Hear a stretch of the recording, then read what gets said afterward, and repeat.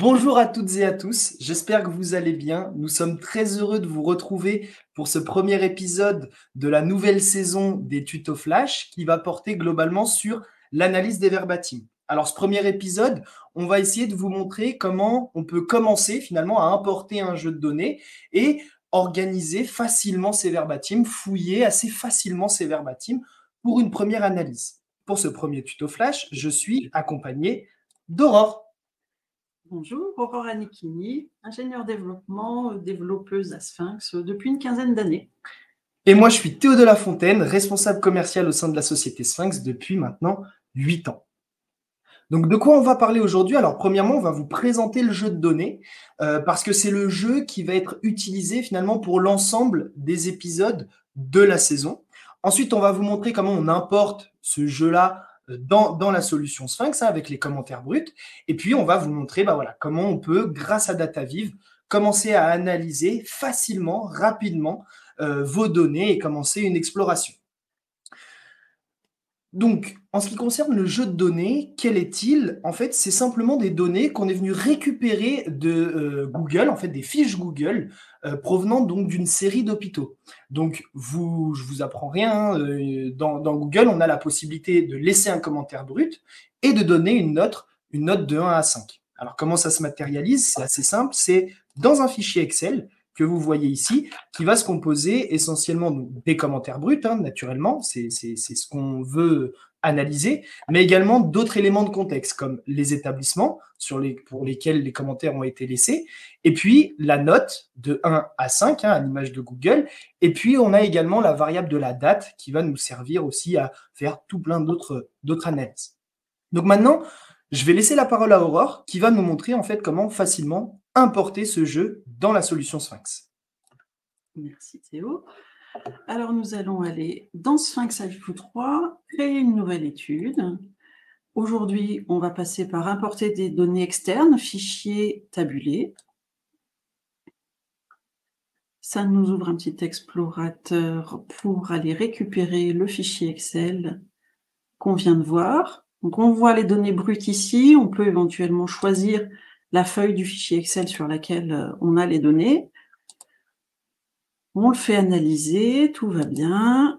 Du coup, le logiciel a trouvé pour chacune des colonnes, il va créer une variable de notre étude Sphinx.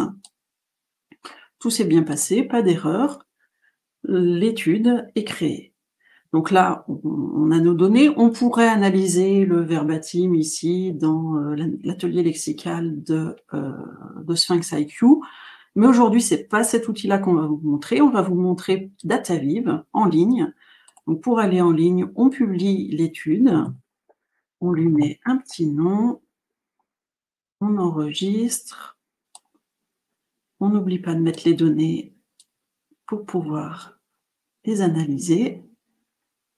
Et hop, nous voilà. Hop, connecté. On se connecte.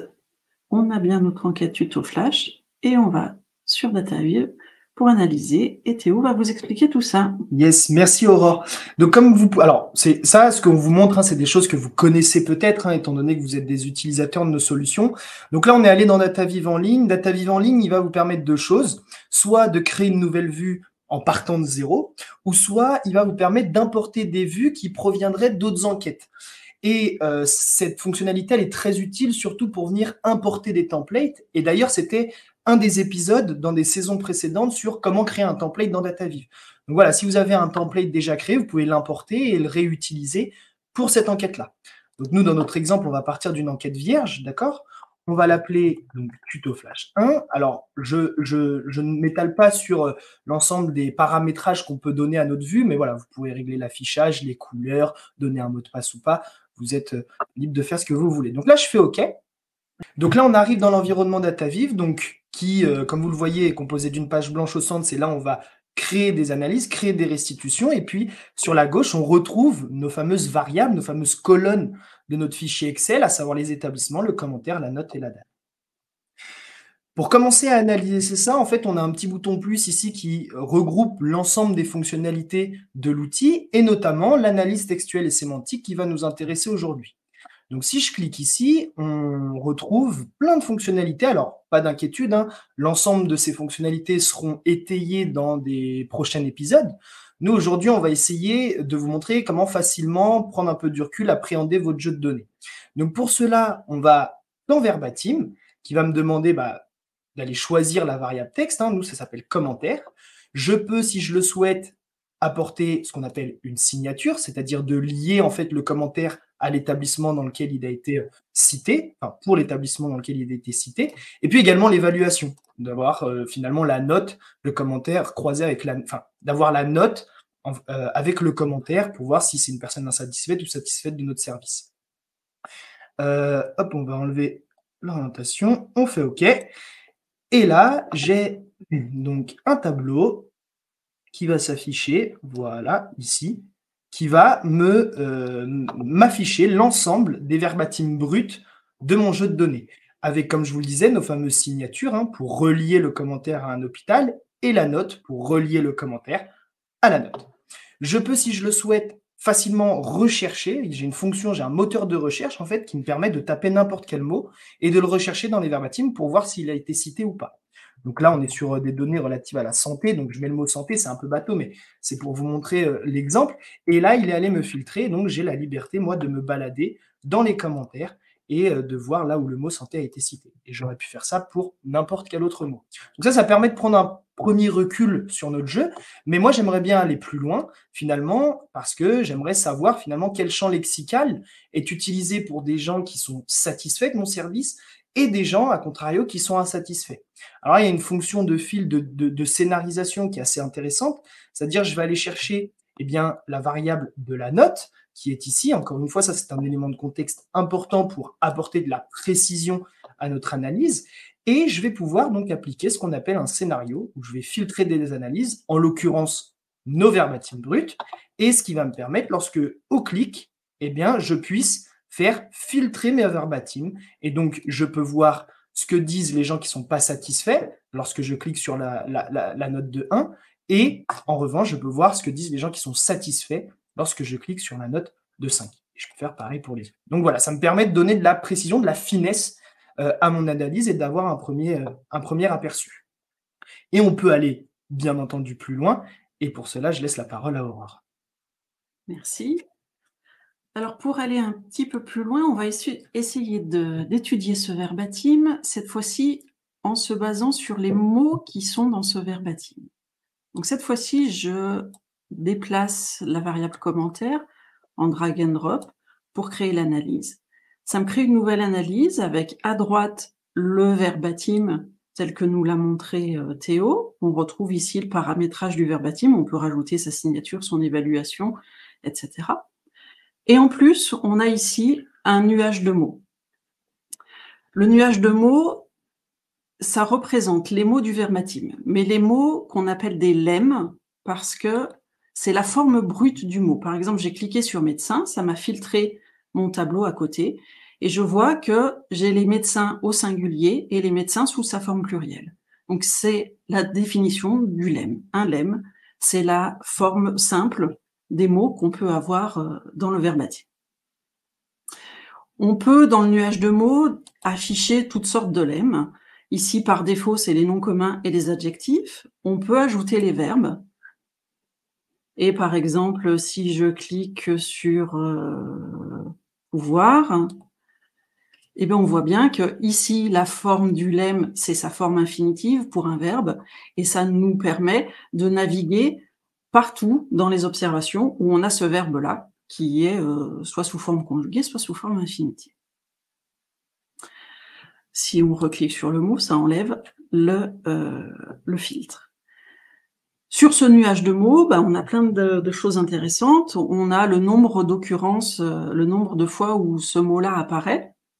Mais on voit que, par exemple, faire ou service ou hôpital sont des mots qui apparaissent en gros parce que, comme on est sur du verbatim lié à l'hôpital, forcément, on dit ces mots-là. Donc, on peut, pour aller se concentrer sur les autres mots, enlever, exclure un certain nombre de mots. Donc, par exemple, j'exclus hôpital et fer. Donc, on met la liste des mots que l'on souhaite exclure sous leur forme lématisée avec des retours à la ligne entre chaque. On appuie sur OK et dans le nuage de mots, on n'a plus fer, on n'a plus hôpital. Comme ça, on voit un peu mieux les mots qui sont juste en dessous.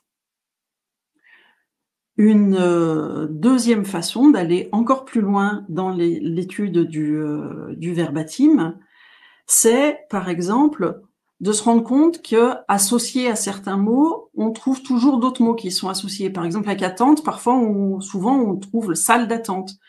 Et plutôt que de cliquer sur attente et de parcourir tous les verbatims jusqu'à trouver celui où il est écrit salle d'attente, on peut jouer avec les expressions. Donc, gérer les expressions. Une expression, on pourrait très bien écrire, ici, c'est pareil que pour l'exclusion, on écrit les expressions les unes à la suite des autres, et on peut les inventer. On peut dire, ça doit parler de salle d'attente, je vais écrire salle d'attente comme expression. On peut aussi demander au logiciel de nous fournir l'ensemble des expressions qui sont exprimées dans ce verbatim. Donc là, il va nous avoir trouvé un certain nombre d'expressions, le temps d'attente, la visite à la maternité, et puis la salle d'attente, elle est là, effectivement, donc c'est bien une expression, on l'utilise plusieurs fois. Et vous voyez que entre les deux mots, temps d'attente, salle d'attente, il y a le caractère %.